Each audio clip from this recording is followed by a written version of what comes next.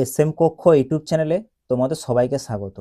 আজ দেখো আমি তোমাদের জন্য 6 তারিখ থেকে 10 তারিখ পর্যন্ত পুরো কারেন্ট অ্যাফেয়ার্সটা একসাথে নিয়ে এসেছি, যেগুলো ইম্পর্টেন্ট সেগুলো কোন কোন পার্টগুলো পরীক্ষায় আসছে তার উপর বেস করে এই ক্লাসটা আমি নিয়ে আসি। আমি একটা ছোট্ট ভিডিও বানিয়ে দেবো 5 মিনিটের। এসএসসি জিডি এছাড়াও এনটিপিসি যে আন্ডার গ্র্যাজুয়েট এক্সাম হয়েছে কোন কোন পার্টগুলো ইম্পর্টেন্ট ওই ভিডিওটা দেখবে, তাহলে এই ক্লাসের গুরুত্বটা বুঝতে পারবে যে কতটা গুরুত্বপূর্ণ ক্লাস। তাই এখানে আমি যে সমস্ত ক্লাসটা নিয়ে আসি কন্টেন্ট, সেটা এসএসসি দাও তুমি, বা রেলওয়ে পরীক্ষা দাও, বা ব্যাঙ্কিংয়ে দাও, বা ডাব্লিউবিসিএস দাও, বা মিসলিনিয়াসটা বেরিয়ে গেছে তোমরা জানো, বা স্টেটে যে কোনো এক্সাম দাও না কেন, ভেরি ভেরি ইম্পর্টেন্ট। তাহলে অবশ্যই চ্যানেলটাকে সাবস্ক্রাইব করে নিও যারা এখনো করনি। চলো আমরা এক এক করে দেখে নিই। দেখো প্রথম প্রশ্ন, দেখো very very important. Borjuli wetland biodiversity heritage site হিসাবে ঘোষণা করা হয়েছে, এটি কোন রাজ্যে অবস্থিত বলতে হবে, ভেরি ভেরি ইম্পর্টেন্ট এটা। বোরজুলি ওয়েটল্যান্ডকে বায়োডাইভার্সিটি হেরিটেজ সাইট হিসাবে ঘোষণা করা হয়েছে, এটি কোন রাজ্যে অবস্থিত? তাহলে মনে রাখবে এটি অপশন এ কারেক্ট, আসাম রাজ্যে অবস্থিত, ভেরি ভেরি ইম্পর্টেন্ট। তাহলে কোথায় অবস্থিত? বোরজুলি ওয়েটল্যান্ড আসামে অবস্থিত। দেখো বিস্তারিত ব্যাখ্যাটা আমরা দেখে নিই চলো। অসমের শোনিতপুর জেলায় অবস্থিত বোরজুলি ওয়েটল্যান্ড বায়োডাইভার্সিটি হেরিটেজ সাইট হিসাবে ঘোষণা করা হয়েছে। তাহলে মনে রাখবে বোরজুলি ওয়েটল্যান্ড কোথায় অবস্থিত? অসমের শোনিতপুরে। ঠিক আছে, এই জায়গার নামটা একটু মনে রাখবে, জেলাটা। দেখো ঘোষণা কে করেছে? তাহলে ন্যাশনাল বায়োডাইভার্সিটি যে অথরিটি আছে এ ঘোষণা করেছে। ঠিক আছে, এটা একটু মনে রাখবে, ইম্পর্টেন্ট। এর মূল উদ্দেশ্য কি না, এখানে যে পাওয়া যায় অরিজা রুফিপোগন নামক বিরল ওয়াইল্ড একটা রাইস এর সংরক্ষণ করা, এর হচ্ছে মূল উদ্দেশ্য। ঠিক আছে, আর এই যে অরিজা রফিপোগল এ বর্তমানে চাষ করার যে ধান, এটি কার পূর্বপুরুষ হিসেবে বিবেচনা করা হয়? এই নামটা একটু মনে রাখবে, অরিজাস সাতিভা, ভেরি ভেরি ইম্পর্টেন্ট। অরিজাস সাতিভার পূর্বপুরুষ হিসেবে বিবেচনা করা হয়। ঠিক আছে, দেখো এই ওয়াইল্ড রাইস স্বাভাবিকভাবে পোকামাকড়, রোগ, বন্যা, লবণতার বিরুদ্ধে প্রতিরোধী, অর্থাৎ যাকে বলে রেজিস্ট্যান্স। তাই ভবিষ্যতে ক্লাইমেট রেজিস্ট্যান্স রাইসের ভ্যারাইটি উন্নয়নের জন্য এটি অত্যন্ত গুরুত্বপূর্ণ জেনেটিক রিসোর্স হিসাবে বিবেচিত হয়। ওই জন্যই আর কি এই জায়গাটাকে কনজার্ভ করা হয়েছে তোমার বোরজুলি ওয়েটল্যান্ডকে। ঠিক আছে, দেখো বায়োডাইভার্সিটি হেরিটেজ সাইট হলো এমন একটা এলাকা যেখানে রেয়ার, ইকোলজিক্যালি ইম্পর্টেন্ট অথবা ইউনিক বায়োডাইভার্সিটি পাওয়া যায়। ভেরি ইম্পর্টেন্ট পয়েন্টগুলো মনে রাখবে, কারণ এখন স্টেটমেন্ট বেস প্রশ্ন কিন্তু জিজ্ঞেস করছে। আর দেখো একটা মনে রাখবে, বায়োলজিক্যাল ডাইভার্সিটি অ্যাক্ট 2002 সেকশন নম্বর 37 অনুযায়ী বায়োডাইভার্সিটি হেরিটেজ সাইট ঘোষণা করা হয়। ভেরি ভেরি ইম্পর্টেন্ট এই পয়েন্টটা, সেকশন নম্বর 37 বায়োডাইভার্সিটি অ্যাক্ট 2002। ঠিক আছে, দেখো আমি পুরো জায়গাটা কুইক নোটের আকারে দিয়ে দিচ্ছি আর কি, যাতে তোমাদের বুঝতে সুবিধা হয়। তাহলে মনে রাখবো ওয়েটল্যান্ডের নাম বোরজুলি ওয়েটল্যান্ড, কোথায় লোকেটেড? আসামে। ডিস্ট্রিক্ট নাম মনে রাখবে শোনিতপুর। কে ডিক্লেয়ার করলো? National biodiversity authority. ঠিক আছে, যাকে কনজার্ভ করা যে স্পিসিস, একটা ওয়াইল্ড রাইস ধান আর কি, তার নাম কি? অরিজা রুফি পোগন। ঠিক আছে, এটার নামটা মনে রাখবে, এটা অতটা ইম্পর্টেন্ট নয়, বাট একবার মনে রাখবে অরিজা সাতিভা। ঠিক আছে, পুরোপুরুষ আর কি। আর কত নম্বর সেকশনটা মনে রাখবে? 37। কোন একটা মনে রাখবে? Biological diversity act 2002। ঠিক আছে, এই আন্ডারে আর কি ডিক্লেয়ার করা হয়েছে।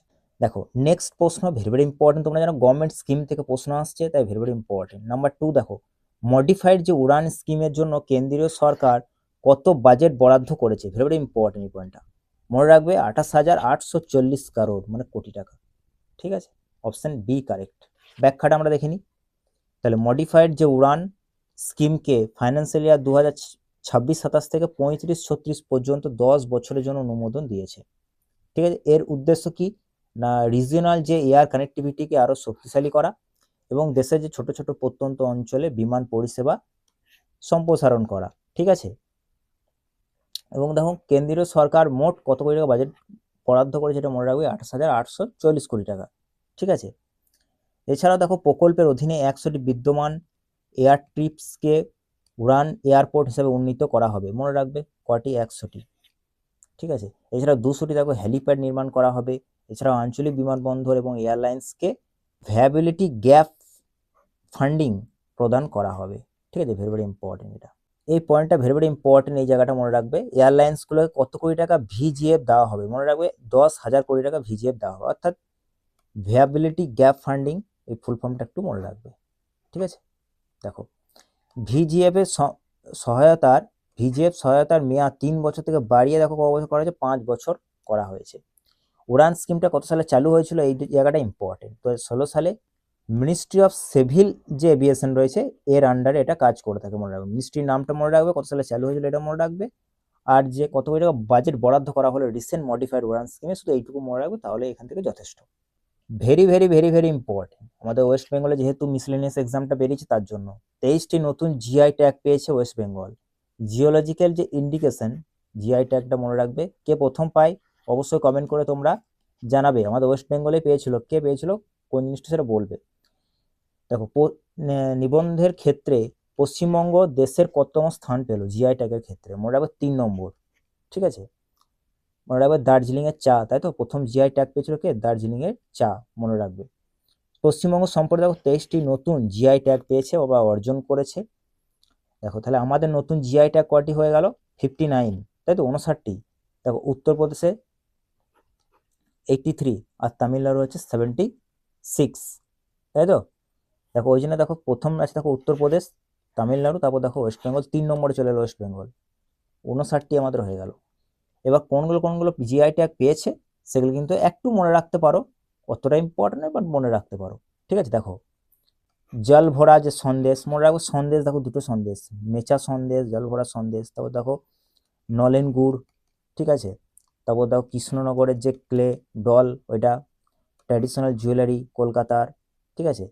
এছাড়াও দেখো বালাগার যে বোট রয়েছে, এছাড়াও দেখো বাউল সিঙ্গিং বাউল দেখো, ঠিক আছে।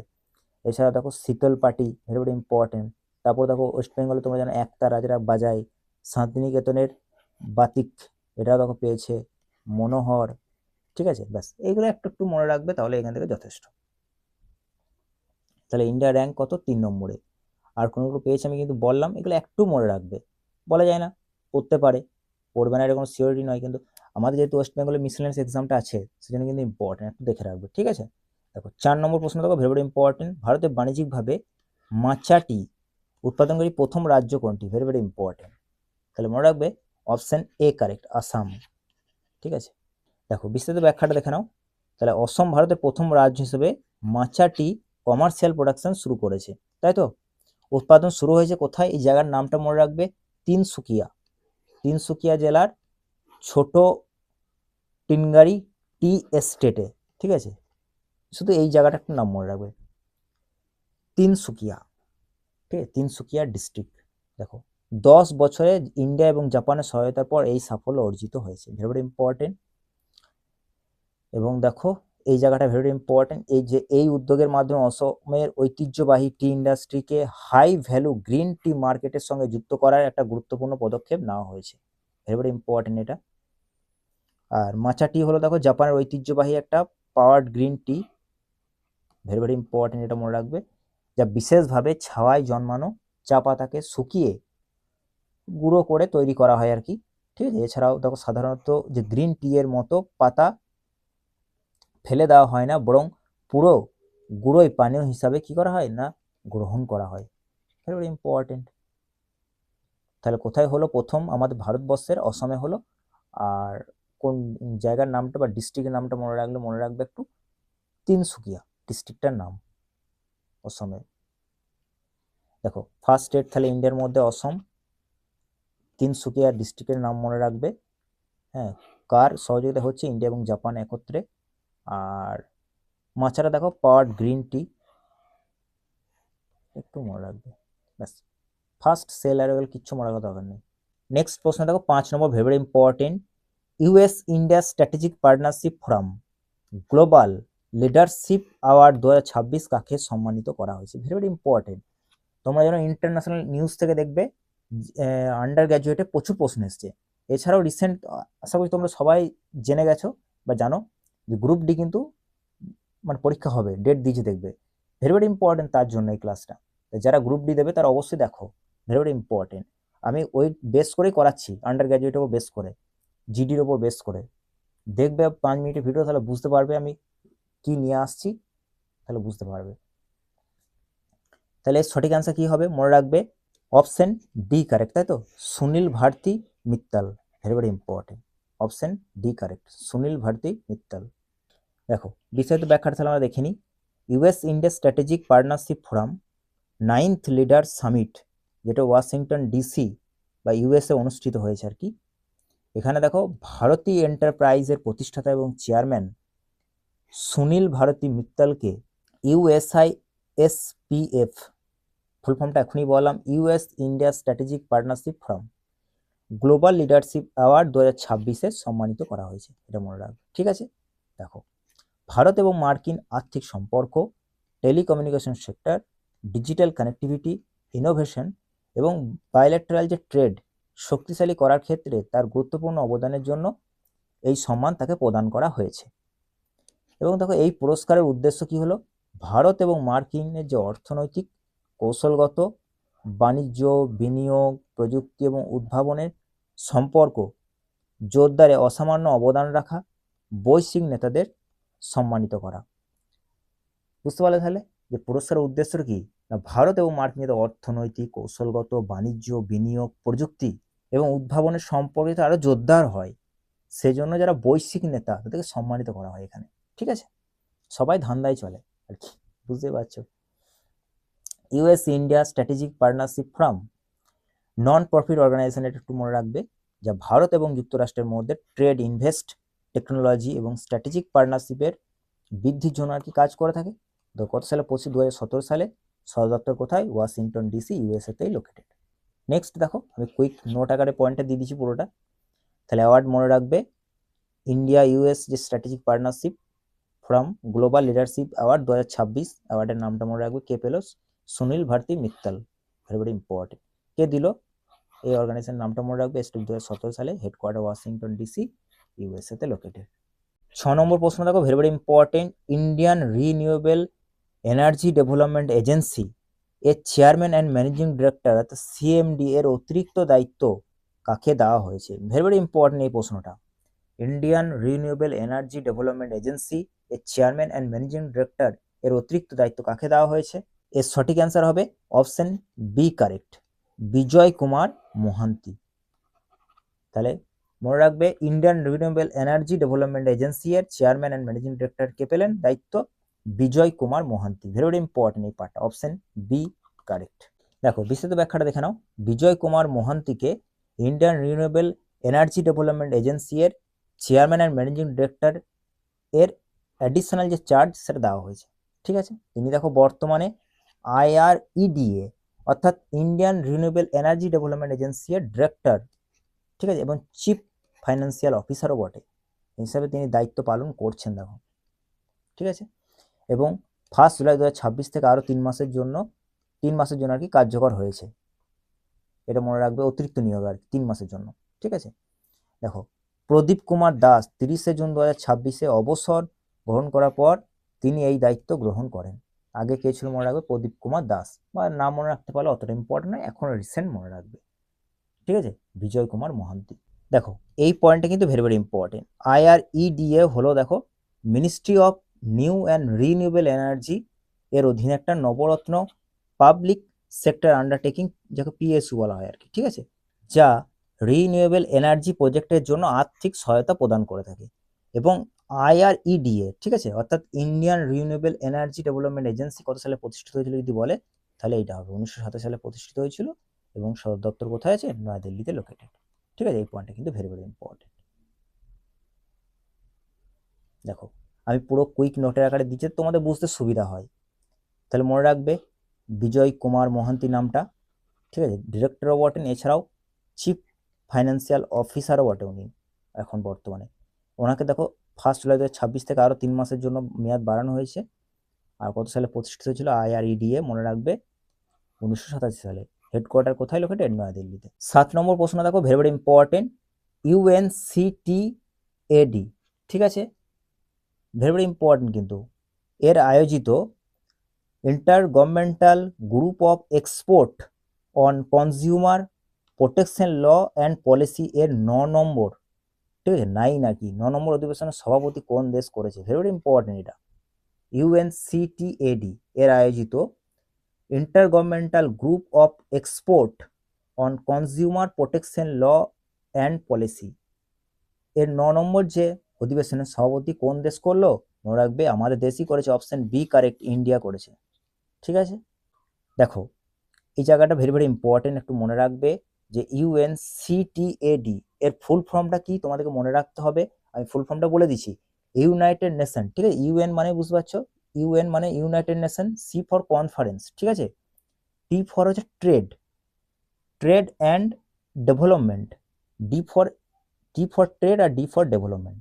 ঠিক আছে, তাহলে UN conference on trade and development এর অধীনে দেখো কোথায় হলো, জেনেভা সুইজারল্যান্ডে অনুষ্ঠিত intergovernmental group of export on consumer protection law and policy 9 number অধিবেশনের সভাপতিকে করলো ভারত, ইন্ডিয়া। ঠিক আছে, দেখো 3 দিনের এই বৈঠক সভাপতি করেছে কে?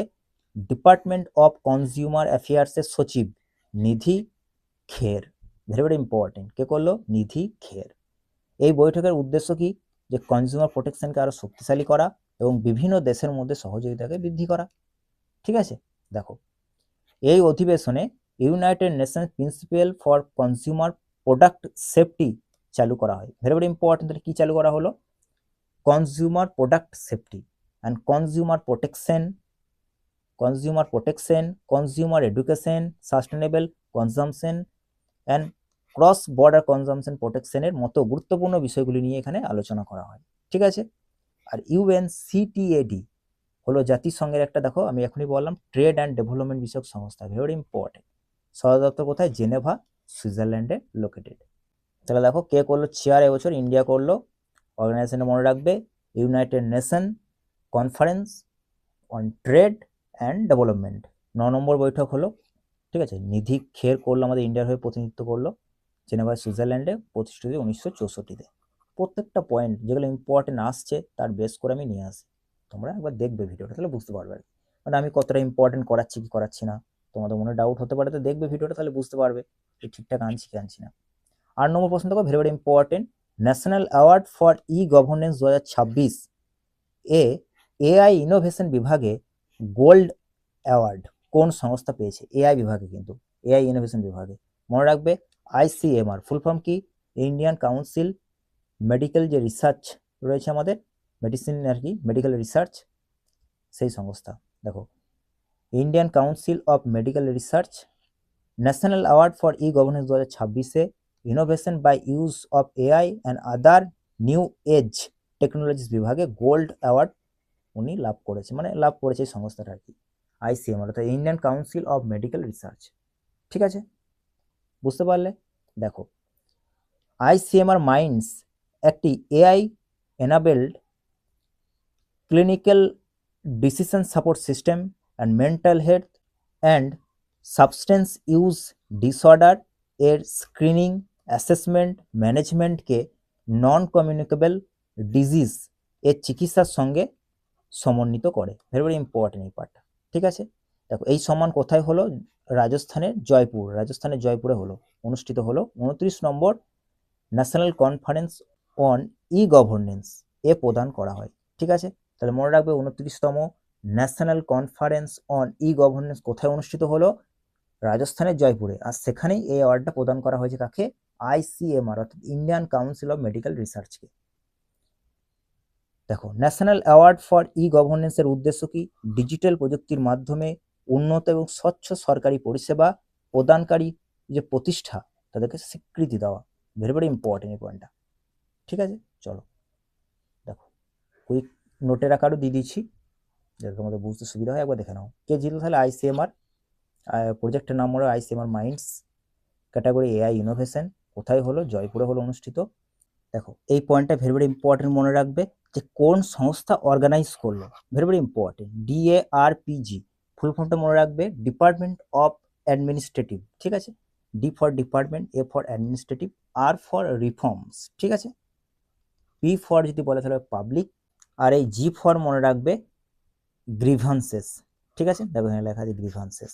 আর যদি বলে কোন মিনিস্ট্রি আন্ডারে এটা হলো, তাহলে মনে রাখবে personal public grievances and pensions এর আন্ডারে হলো। ঠিক আছে, মিনিস্ট্রির নামটা মনে রাখবে আর কে অর্গানাইজ করলো মনে রাখবে, কিন্তু department of administrative reforms and public grievances.